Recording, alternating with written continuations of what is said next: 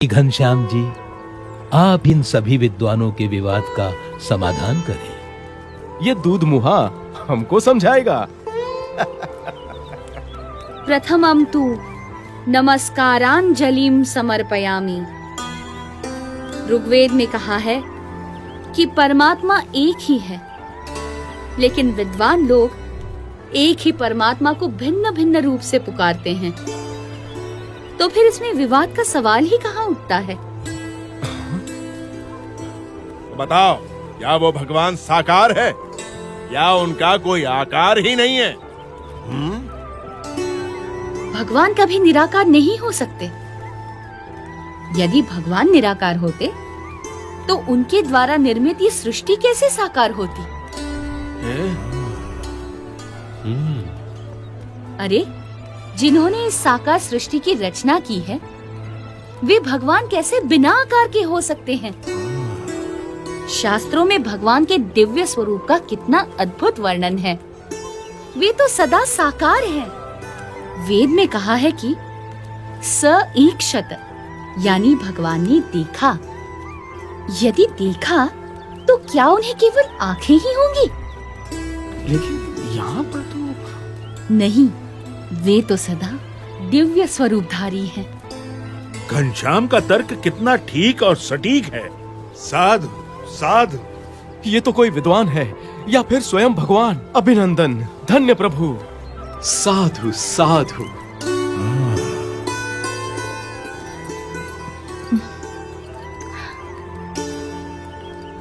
तो आप बताएंगे कि किस साधना से मनुष्य को मुक्ति या मोक्ष मिलता है?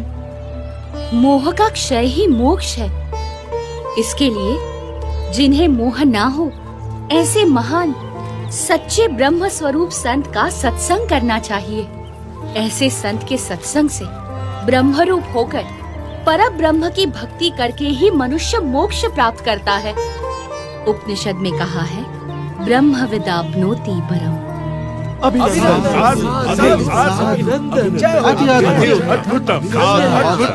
प्रभु। अभिनंदनम। धन्य धन्य प्रभु। आपकी विश्वसनीय वाणी ने सबका हृदय जीत लिया है। यदि हम वर्षों तक चर्चा करते रहते तो भी हम सभी शास्त्रों के सार रूप इस उत्तर तक न पहुंचते, मगर हम जैसे विद्वानों की इतनी बड़ी सभा में निसंशय घनश्याम ने निश्चलता और निर्भयता से ये कर दिखाया है। वो तो सिर्फ परमात्मा ही कर सकते हैं। मैं काशी का राजा घनश्याम प्रभु का सम्मान करता हूँ।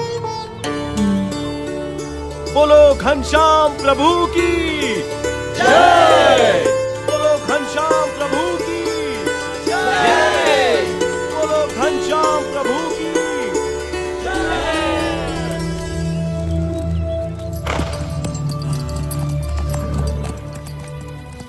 भक्ति देवी का स्वास्थ्य दिन प्रतिदिन गंभीर होता जा रहा था।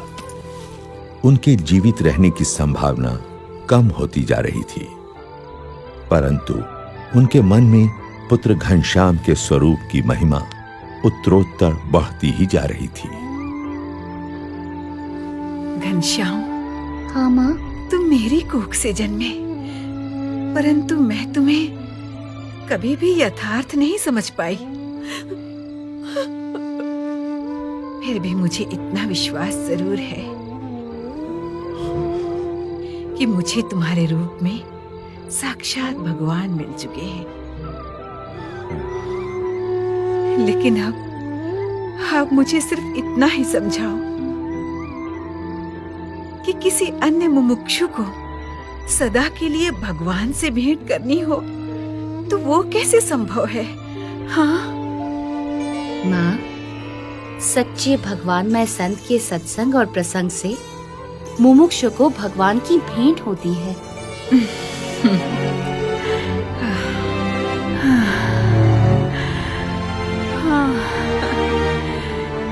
घनश्याम,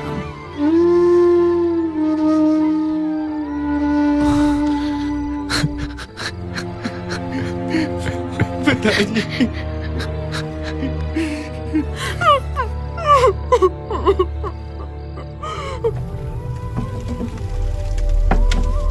अब घनश्याम के मन में गृह त्याग करने का संकल्प प्रबल होता जा रहा था।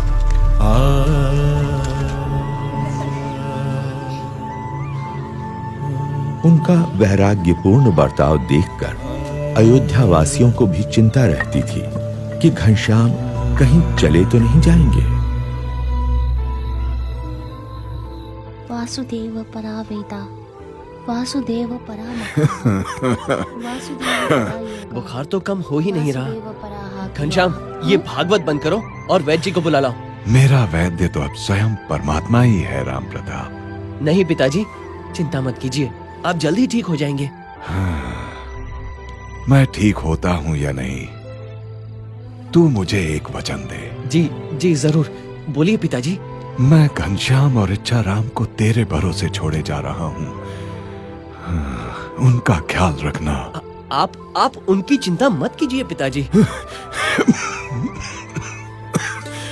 सुनो राम प्रताप, ये घनश्याम तुम्हारे भाई नहीं मगर साक्षात भगवान ही हैं। उनकी सेवा करना।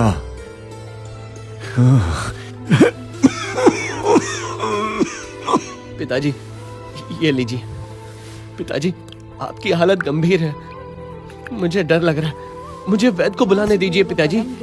मेरी हालत इससे बेहतर कभी नहीं थी राम प्रताप। वासुदेव परम तपः, साक्षात परमात्मा घनश्याम यहाँ प्रकट हुए और हम सब धन्य हो गए। वासुदेव परा गतिः। और सुनो सुवासिनी, मैं तो अब इस संसार में रहूं या ना रहूं, मगर तुम इस घनश्याम की देखभाल करना। हाँ, घनश्याम अनंत जीवों के कल्याण के लिए जन्म लिए हुए हैं। लेकिन देखना, कहीं राम प्रताप ऐसा निमित्त ना बने कि घनश्याम इस कुल को छोड़कर सदा के लिए घर से निकल पड़े। मैं घनश्याम की सेवा जरूर करूंगा, मगर पिताजी आपका शरीर। राम प्रताप, मेरा शरीर यहाँ है, किंतु घनश्याम की कृपा से मेरी आत्मा तो अक्षरधाम में विचरण कर रही है। वासुदेव परम तपः, वासुदेव परो धर्मः, वासुदेव परा गतिः।